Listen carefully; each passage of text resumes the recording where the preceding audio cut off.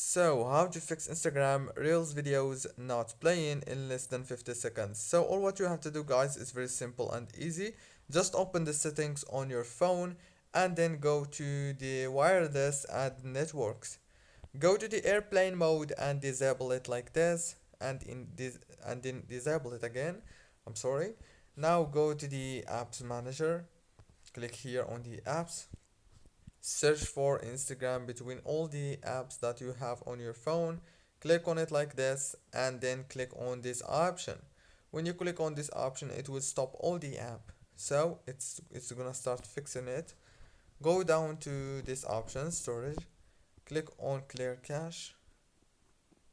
When you click on it, go back. Click on the open by default option. Click on open supported links in the app.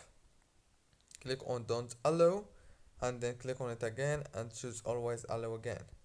Now restart your phone or turn it off and on again, and the problem must be solved. Don't forget to like and subscribe, and thank you very much for watching the video until the very end.